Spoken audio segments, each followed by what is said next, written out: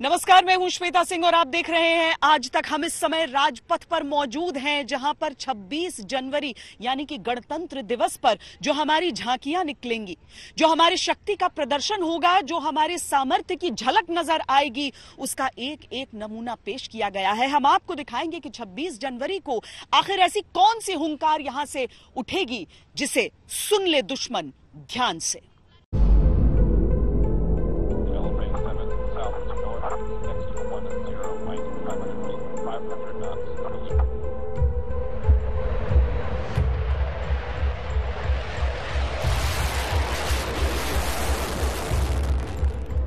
दुश्मन देखे आंखों को खोल और खोल ले अपने कान सुने।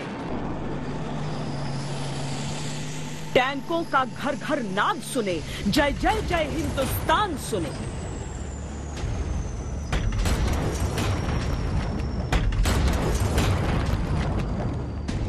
हम नहीं युद्ध के उन्मादी, पर प्राण से प्यारी आजादी। आजादी के सब शत्रु सुने, भारत का विजयी गान सुने। दुश्मन देखे आंखों को खोल और खोल के अपने कान सुने।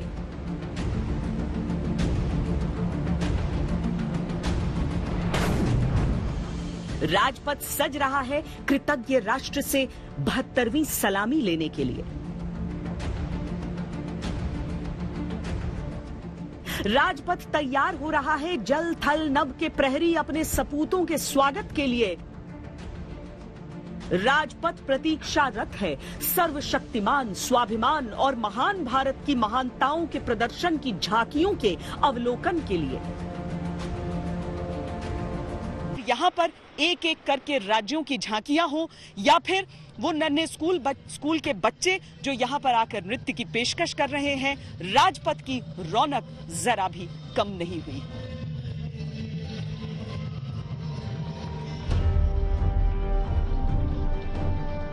कोरोना गाइडलाइंस के चलते इस बार माना कि दर्शकों की संख्या 1 लाख नहीं बल्कि 25,000 ही होगी, जिनमें आम दर्शकों की संख्या सिर्फ 4,000 होगी। कोई विदेशी मेहमान इस बार नहीं होगा। परेड का समय और दूरी भी कम रहेगी। 26 जनवरी के परेड में शक्ति प्रदर्शन भी हर देश करता है। हम भी 26 जनवरी को अपने देश का शक्ति प्रदर्शन करते हैं, लेकिन इस बार कोरोना वायरस की वजह से जो हमारी पार्टिसिपेशन थी वो करीब 40% रह जाएगी और जो 1,15,000 सीटें हम लगाते थे स्पेक्टेटर्स के लिए, वो इस बार सिर्फ 25,000 लगाई जाएंगी। एनक्लोजर जो पहले 38 होते थे, इस बार सिर्फ 20 होंगे और कोई स्टैंडिंग स्पेक्टेटर अलाउड नहीं होगा। कि कंटीजेंट के सदस्यों को मास्क पहनना पड़ेगा। कंटीजेंट का जो स्ट्रेंथ है, जो संख्या है, वो छोटी होगी। 144 के बदले 96 सदस्यों का कंटीजेंट होगा और कंटीजेंट का जो मार्चिंग है वो रेड फोर्ट पे कल्मिनेट नहीं करके वो विजय चौक से शुरू होके नेशनल स्टेडियम पे ही खत्म हो जाएगी।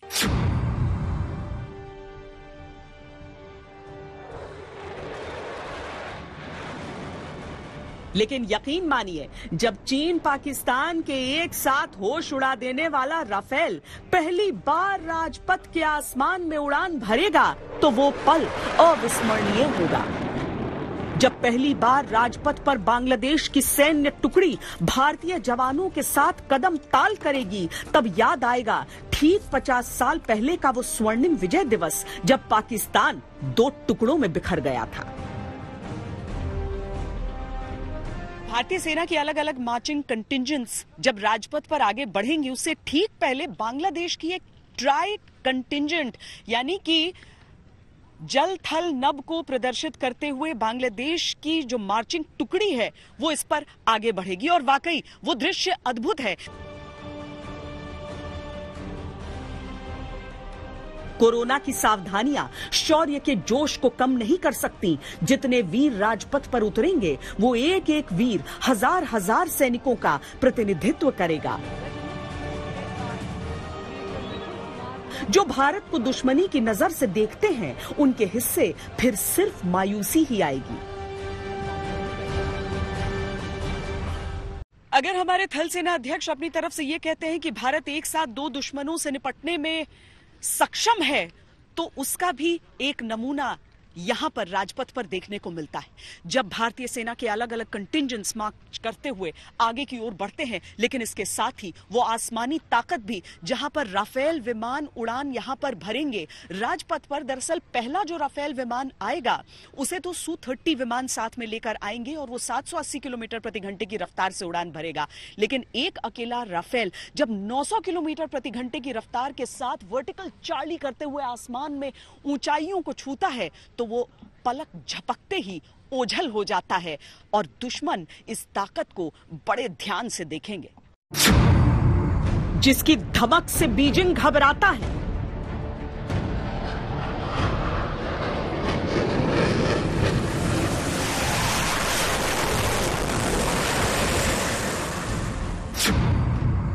जिसकी आहट से इस्लामाबाद कांपता है।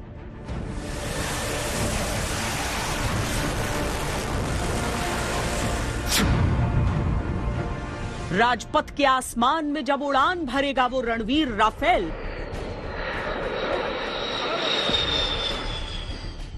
तब भारत के दुश्मन को दिखेगा साक्षात काल। राफेल राजपथ का शो स्टॉपर रहेगा। फ्लाइट पास्ट के जरिए राफेल पहली बार सार्वजनिक तौर पर देश के लोगों के सामने आएगा।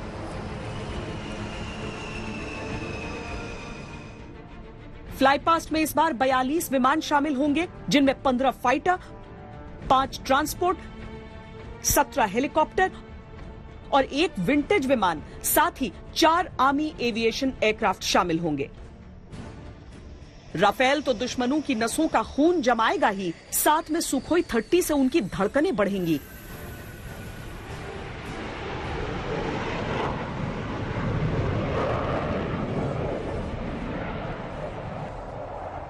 MiG-29 से खौफ बढ़ेगा और जैगुआर से हौसले पस्त होंगे। 42 विमानों की हुंकार का एक एक पल यही कह रहा होगा कि सुन ले दुश्मन ध्यान से। इसको गेम चेंजर माना जाता है। इसके मुकाबले में ना तो चाइना के पास जो उनका J-20 है वो इसका मुकाबला कर सकता है, और पाकिस्तान के पास तो अभी भी F-16 है। रफाल की खासियत है कि ये ग्राउंड अटैक भी कर सकता है, शिप पर भी हमला कर सकता है, एयर टू एयर इसके पास बहुत सारे मिसाइल ये उठा के ले जाता है। Air to air missile fire करता है जो कि 150 किलोमीटर की रेंज तक फायर कर सकता है, और F-16 सिर्फ 100 किलोमीटर तक की रेंज पे फायर कर सकता है। तो उसको नजदीक आने से पहले ही रफाल बर्बाद कर सकता है। हम अपनी तरफ से किसी भी सिचुएशन को हैंडल करने के लिए पूरी तरीके से तैयार हैं। राफेल चीन की आंखों में किरकिरी बनकर कसकता है। लद्दाख में जब उसने ज्यादा हेकड़ी दिखाई तो वो सारी हेकड़ी मिट्टी में मिल गई, जब लद्दाख के फॉरवर्ड एयरबेस से राफेल ने गर्वीली उड़ान भरी थी।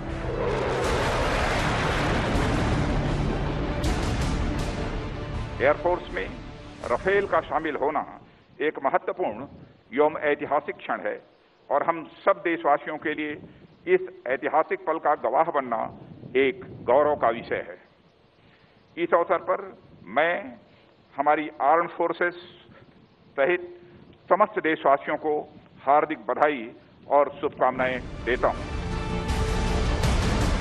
जब राफेल चीन के घमंड को चूर चूर करने में सक्षम है तो पाकिस्तान की तो बिसात ही क्या। जब यही राफेल राजपथ के फ्लाई पास्ट का नेतृत्व करेगा तो संदेश दुश्मनों तक साफ जाएगा कि हमसे न टकराना।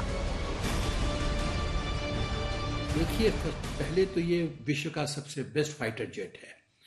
इसको ओमनी रोल मतलब मल्टीपर्पस रोल के लिए की काबिलियत और इसकी क्षमता है।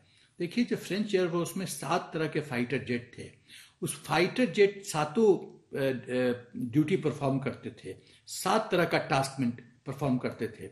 लेकिन वहाँ के जो कंपनी थी, रफाल की कंपनी, उन्हें रफाल बनाया जो 7 ड्यूटी एक ही फाइटर जेट करेगा, वो रफाल है।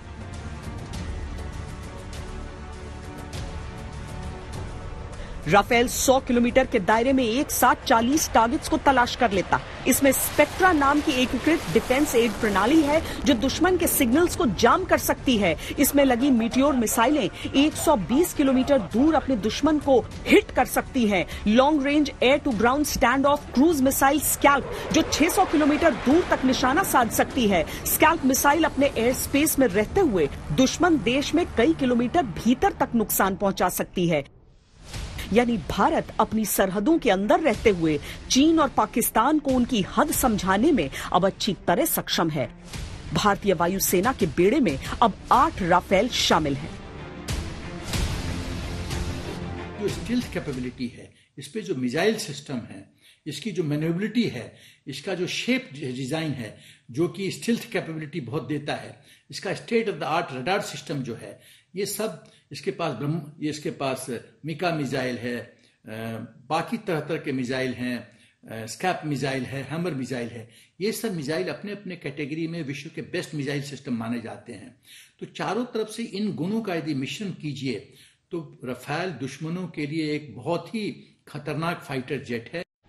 राजपथ पर मार्चिंग कंटिंजेंट में स्पेशल फोर्सेस की धूम अलग ही होती है। हमने पहले पैरा कमांडोज को देखा था, लेकिन इस साल है नेशनल सिक्योरिटी गार्ड्स यानी कि एनएसजी की बारी। वो कदम ताल, वो हिम्मत, वो हौसला उनकी मार्चिंग कंटिंजेंट में साफ साफ नजर आता है। हिंदुस्तान की ताकत को किस तरीके से यहां पर दर्शाया गया है, उसकी झलकियां भी हम आपको दिखाते हैं। 1971 की विजय और भारतीय जवानों के शौर्य की 50वीं वर्षगांठ का शुभ अवसर है।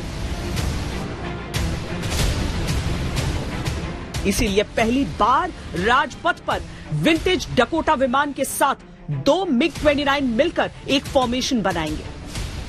राजपथ पर पहली बार रक्षक फॉर्मेशन भी दिखेगा जिसमें एक Mi-35 और 4 अपाचे का कॉम्बिनेशन होगा। इसी तरह रुद्र, सुदर्शन, एकलव्य आदि फॉर्मेशंस भी राजपथ पर नजर आएंगी जो भारतीय वायुसेना की वीर गाथा सुनाएंगी।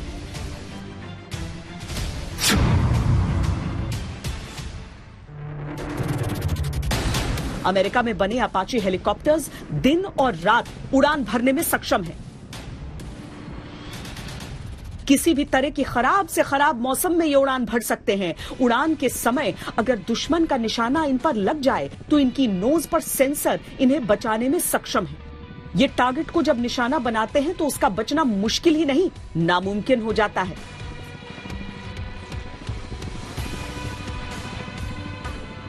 ये डेफिनेटली अपना जो फायर पावर और एक्यूरेसी है इसमें गेम चेंजर है। 18 कंट्रीज में करीब ये डिप्लॉयड हैं। इतने सारे कॉन्फ्लिक्ट्स में ये यूज हुए हैं और हर जगह ये सक्सेसफुली कहते हैं वहां पे कहते हैं डिप्लॉय हुए हैं और उन्होंने काम किया है। लद्दाख में अपाचे की उड़ान ने चीन की हालत पस्त कर दी थी और पहली बार उसे अंदाजा लग गया था कि ये 1962 नहीं है। ये अपाचे राजपथ से जब उड़ान भरेंगे तो दुश्मन की सांसों पर सीधा अटैक करेंगे।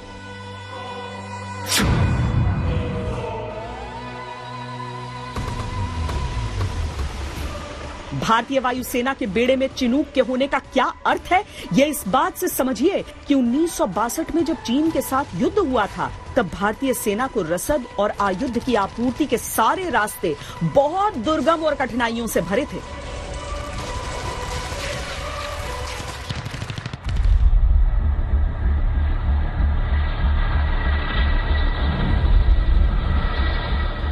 चिनूक इस पीड़ा को खत्म करने का ऐलान है। ये किसी भी दुर्गम से दुर्गम ऊंचाई पर भारतीय सेना का सबसे अच्छा दोस्त बनने की सारी खासियत रखता है। चिनूक की खासियत यह है कि किसी भी तरह के मौसम का सामना कर सकता है। 17,000 फीट की ऊंचाई पर इस हेलीकॉप्टर के जरिए भारतीय सेना अपनी टुकड़ियों को दुर्गम और ऊंचे इलाकों में जल्दी पहुंचा सकती है। सेना को हथियार आसानी से मुहैया करवाया जा सकता है। राजपथ पर चिनूक इस बात की गारंटी है कि भारत की सरहदों को कोई छू नहीं सकता और ये बात दुश्मन भी सुन ले ध्यान से। जंग हथियारों से नहीं, हौसलों से जीती जाती है और भारत के सुरक्षा कर्मियों में उन हौसलों की कमी कभी नहीं रहती। लेकिन राजपथ पर उन हौसलों के साथ साथ समूचे हिंदुस्तान का स्वाभिमान, आत्मनिर्भर भारत की झलकियां भी नजर आएंगी। और आत्मनिर्भर भारत किस तरीके से हमारे हाथों को मजबूत करता है उन हथियारों से जो कि हैं मेड इन इंडिया। जोश में जला जलजला चला, अब रुकेंगे ना हम। डर मिटा चला, सर उठा चला, अब झुकेंगे ना हम। देश आत्मनिर्भरता के आंदोलन के साथ आगे निकल चुका है। तब भारतीय फौज भी इस अभियान का महत्वपूर्ण हिस्सा है। आज हम आत्मनिर्भर भारत के उन स्वदेशी हथियारों को दिखाते हैं जिनका निशाना अचूक है, जिनकी शक्ति बेजोड़ है और जिनका मेड इन इंडिया होना स्वाभिमानी भारत की पहचान।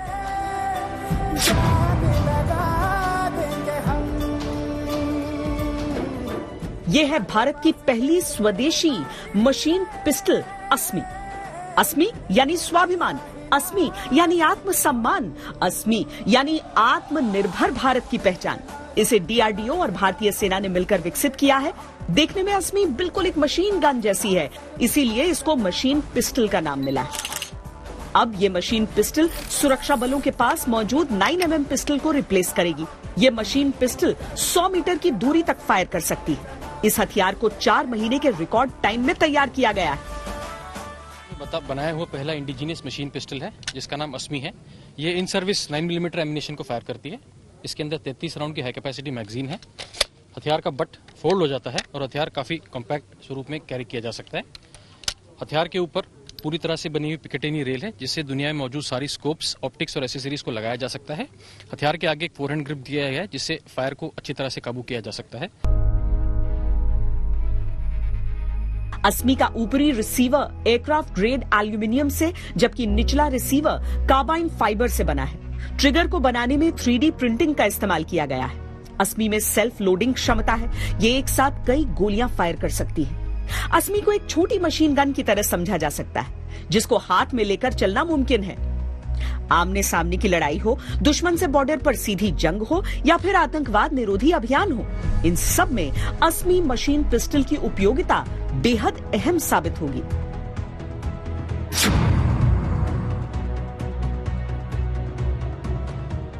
भारतीय सेना के मेजर अनूप मिश्रा ने दुनिया की पहली यूनिवर्सल बुलेट प्रूफ जैकेट शक्ति बनाई है। ये दुनिया का पहला फ्लेक्सिबल बॉडी आर्मर है। शक्ति भारत का पहला यूनिवर्सल बीपीजे है और ये बीपीजे जो है वो दुनिया का पहला फ्लेक्सिबल बॉडी आर्मर है जो कि मेन और वुमेन दोनों पहन सकते हैं इसको। ये लेवल 3+ और लेवल 4 दो वेरिएंट में आता है। लेवल 3+ AK-47 हार्डशील्ड कोर को कहीं भी किसी भी दिशा से रोक सकता है और लेवल 4 जो है वो स्नाइपर राउंड को किसी भी दिशा से रोक सकते हैं। ये वॉल पेनिट्रेटिंग रडार लगा हुआ है। अभी का जो करंट वॉल पेनिट्रेटिंग रडार है वो एक विदेशी वॉल पेनिट्रेटिंग रडार है जैसे हम यूज़ करते हैं, जो कि 5 से 8 किलो का होता है। जैसे हमें दीवार पर जाकर टारगेट वॉल पर लगाना होता है तब हमें पता चलता है कि उस वॉल के उस तरफ, दीवार के उस तरफ दुश्मन है या नहीं है। लेकिन इस WPR की खासियत ये है कि इसको दीवार से, टारगेट वॉल से 5 मीटर की दूरी से ही जो है दुश्मन को डिटेक्ट किया जा सकता है।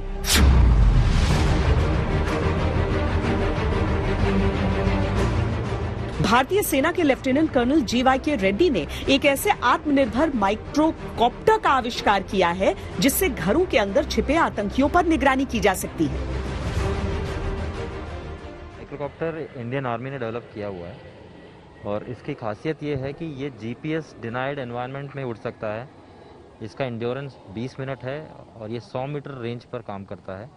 क्योंकि हमें किसी भी टेररिस्ट जो भी एक बिल्डिंग में छुपा हुआ हो उसको पकड़ने के लिए हम एक बंदे को खुद जाके उसको इंस्पेक्ट करना पड़ता था। तो अब वो ये ड्रोन सेम कार्रवाई करेगा।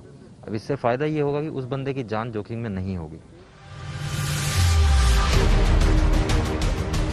भारतीय सेना एक ऐसा मेड इन इंडिया ड्रोन खरीद रही है जो 4,500 मीटर की ऊंचाई पर 2 घंटे तक उड़ सकता है और दुश्मन के ठिकानों की सटीक जानकारी दे सकता है।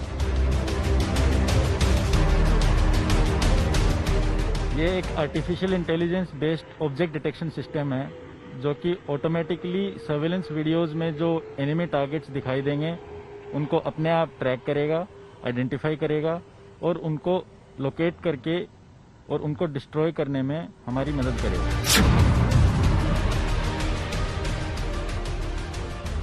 इससे पहले नवंबर 2020 में डीआरडीओ ने स्वदेशी रुद्रम एंटी रेडिएशन मिसाइल का सफल परीक्षण किया था।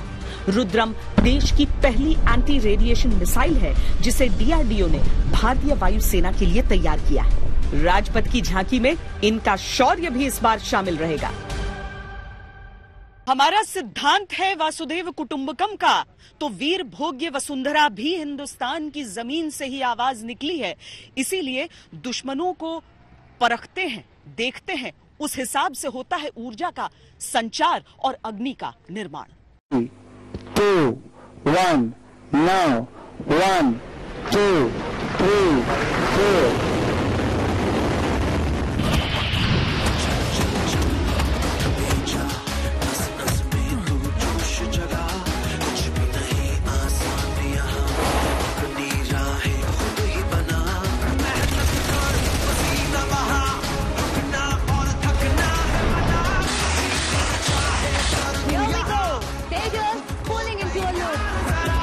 विश्व भर में सबसे शक्तिशाली और प्रभावकारी टैंकों में से एक।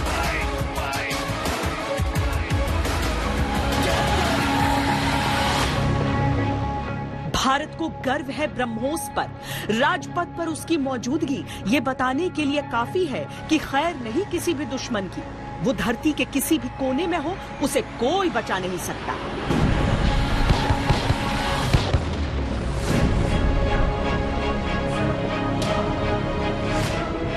देख ले दुश्मन ध्यान से, ये हिंदुस्तानी ब्रह्मास्त्र ब्रह्मोस का सिर्फ डेमो है। असल में चल गया तो सब खाक हो जाएगा।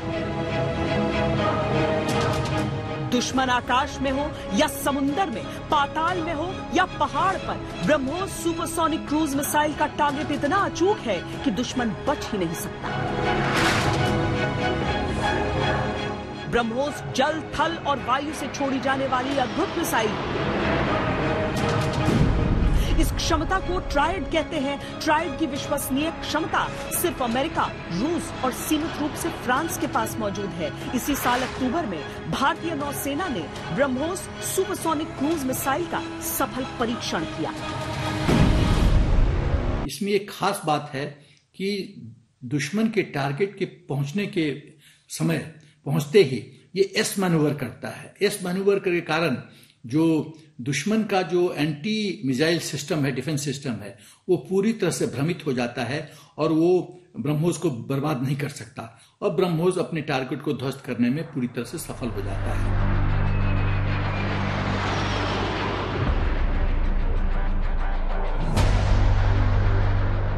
ब्रह्मोस दुनिया की सबसे तेज सुपरसोनिक मिसाइल है। इसकी रफ्तार 2.8 मैक यानी 3450 किलोमीटर प्रति घंटा है। इस मिसाइल की रेंज 290 किलोमीटर। ये 300 किलोग्राम भारी युद्धक सामग्री ले जाने में सक्षम है। ब्रह्मोस पहाड़ों में छिपे दुश्मनों के ठिकाने को भी निशाना बना सकती है। यानी पाकिस्तान हो या फिर लद्दाख में घुसपैठ करने वाला चीन, ये मिसाइल दोनों दुश्मनों को उनके देश में घुसकर मारने की क्षमता रखती है। ये दुनिया का सबसे तेज मीडियम रेंज क्रूज मिसाइल है।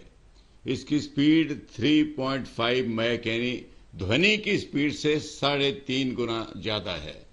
ये जमीन से भी फायर कर सकता है, ये शिप से भी फायर कर सकता है, ये सबमरीन से भी फायर कर सकता है।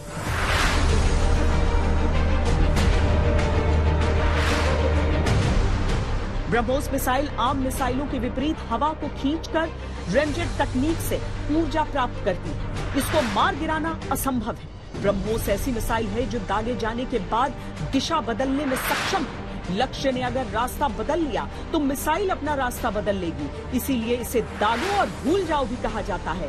ये कम ऊंचाई पर उड़ान भरती है, इसीलिए रेडार की पकड़ से बाहर है। ब्रह्मोस जैसी क्षमता वाली मिसाइल भारत के पड़ोसी चीन या पाकिस्तान के पास नहीं है। ब्रह्मोस के आने से चीन इतना घबराया हुआ है क्योंकि वो समझता है कि ब्रह्मोस के डिप्लॉयमेंट से लद्दाख में या अरुणाचल प्रदेश में उसका जो तिब्बत का ऑटोनोमस रीजन है TAR, उसको बहुत बड़ा खतरा पैदा हो रहा है। ब्रह्मोस 200 से 3 kg न्यूक्लियर वॉरहेड कैरी कर सकता है। सुखोई फाइटर प्लेन से भी ब्रह्मोस का परीक्षण सफल रहा है। इसके बाद इसकी मारक क्षमता 2100 किलोमीटर तक हो गई।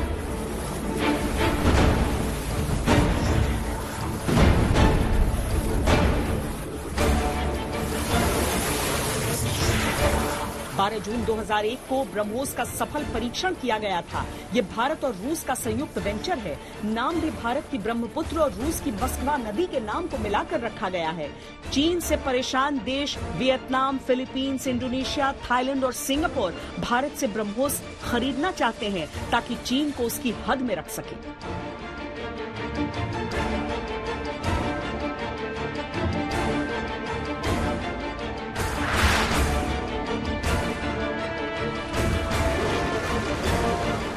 ब्रह्मोस के अलावा भी भारत के पास कई और शक्तिशाली मिसाइलें हैं जिनकी ताकत का दुनिया लोहा मानती है। इनकी रफ्तार, एक्यूरेसी और ताकत बेमिसाल है।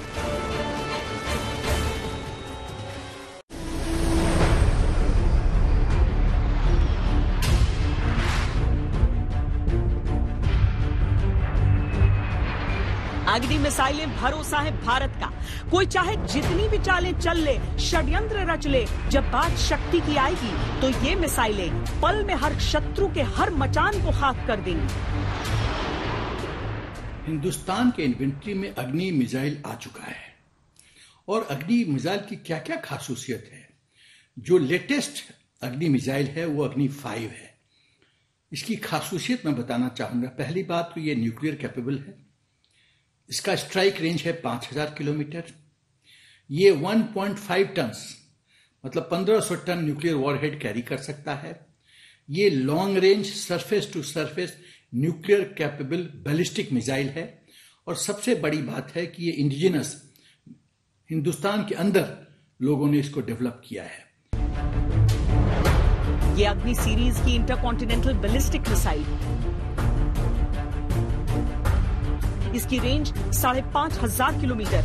अग्नि 5 से सिर्फ 2.5 मिनट में 674 किलोमीटर दूर इस्लामाबाद और 15 मिनट में 3782 किलोमीटर दूर बीजिंग शहर तबाह हो सकता है। इतना ही नहीं, इसकी जद में पूरा एशिया, अफ्रीका और यूरोप के कई बड़े देश हैं। अग्नि 5 की सबसे बड़ी खूबी यह है कि इसे सड़क के रास्ते कहीं भी पहुंचा सकते हैं। ये मिसाइल 1.5 टन तक न्यूक्लियर वॉरहेड ले जाने में सक्षम है। इसकी रेंज में कभी भी बढ़ोतरी की जा सकती है।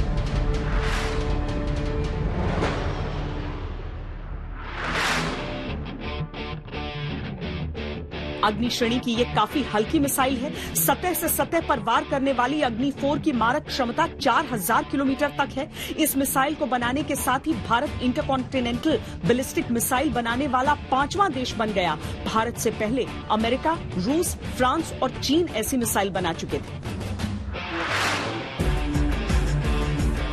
जमीन से जमीन पर 3500 किलोमीटर तक अटैक करने में सक्षम है अग्नि 3 मिसाइल। ये 1.5 टन न्यूक्लियर पेलोड ले जा सकता है। हाइब्रिड नेविगेशन सिस्टम के साथ साथ अग्नि 3 मिसाइल प्रणाली में कंप्यूटर के जरिए कंट्रोल सिस्टम दिया गया है।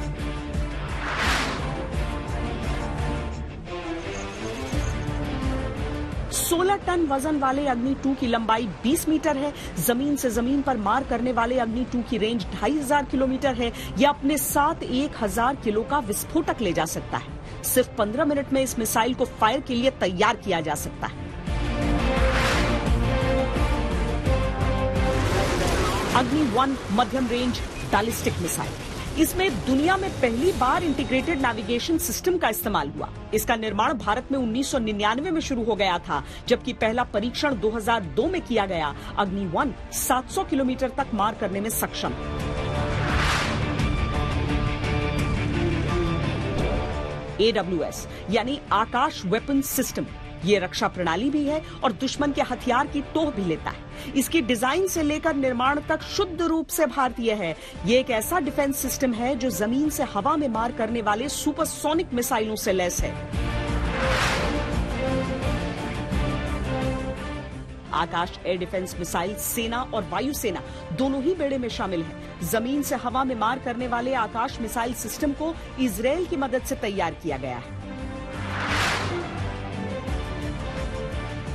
3.8 मीटर लंबी अस्त्र मिसाइल डीआरडीओ की सबसे छोटी मिसाइल है। अस्त्र मिसाइल पूरी तरह स्वदेश में निर्मित है। हवा में ही दुश्मन के हमले को नेस्त नाबूद कर सकती है। अक्टूबर 2020 में इस मिसाइल का सुखोई विमान के साथ सफल परीक्षण किया गया। 18 दिसंबर को रक्षा मंत्री राजनाथ सिंह ने इसे वायुसेना को सौंपा।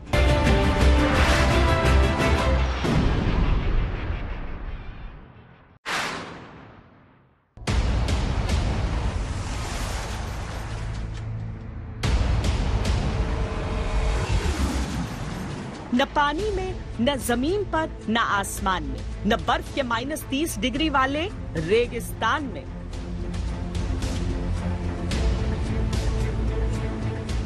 दुश्मन चाहे जो हो, जैसा हो, वो इनके निशाने से बच नहीं सकता। इसका कवच अभेद्य है, निशाना अचूक।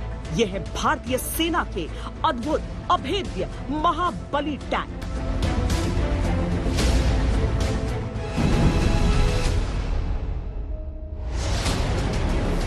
मुख्य तौर पर भारतीय सेना 3 MBT यानी मेन बैटल टैंक का प्रयोग करती है। MBT अर्जुन, T-90 यानी भीष्म और T-72 अजय। भीष्म को न परमाणु हथियार नुकसान पहुंचा सकता है, न जैविक हथियार, लेकिन इसकी जद में जो आएगा उसका बच पाना मुश्किल ही नहीं, नामुमकिन है। इस टैंक की ताकत इसकी 125 मिलीमीटर स्मूथ बोर गन है। इस गन से कई तरह के गोले और एंटी टैंक मिसाइल दागे जा सकते हैं। इसमें ऑटोमेटिक लोडर है, फायर कंट्रोल सिस्टम भी।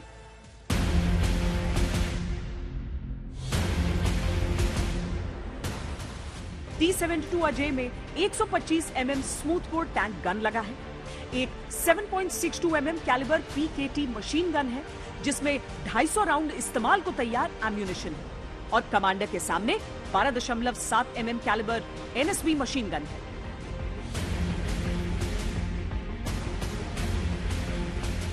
भारत शांति का पक्षधर है, लेकिन चीन पाकिस्तान की संयुक्त चुनौतियों ने उसे आत्मरक्षा में सर्वशक्तिमान बनने की जरूरत समझाई। राजपथ उस शक्ति का प्रशस्तिगान करता है, तो दुश्मनों को उसमें छुपी विनाश की आहट भी सुन लेनी चाहिए।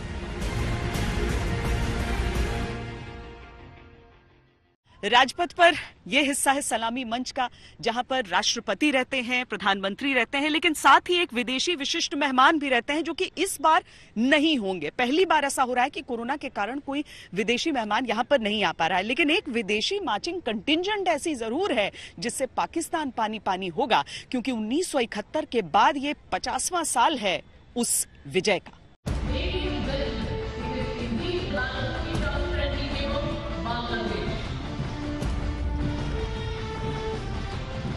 कोरोना की जरूरी क्वारंटीन शर्त को पूरा करने के बाद बांग्लादेशी सेना के 122 सदस्य जब भारत पहुंचे, तो वो एक यादगार पल बन गया।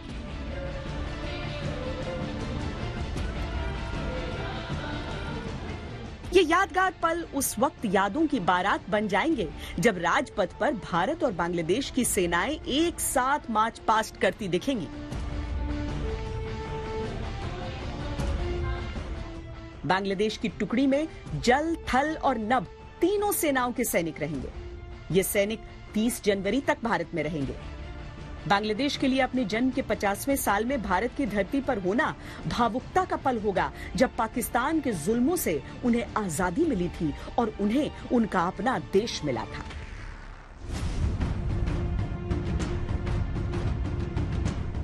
पाकिस्तान के लिए यह दृश्य असहनीय होगा, क्योंकि उसे याद आएंगे अपने 90,000 सैनिक जो भारतीय वीरों के सामने सर झुकाए सरेंडर किए खड़े थे।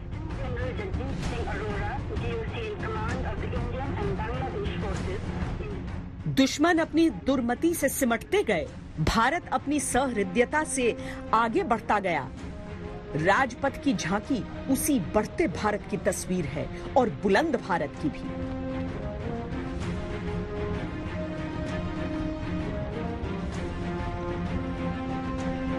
हमारी इस खास पेशकश में आज के लिए इतना ही। देश और दुनिया की बाकी खबरों के लिए आप देखते रहिए आज तक।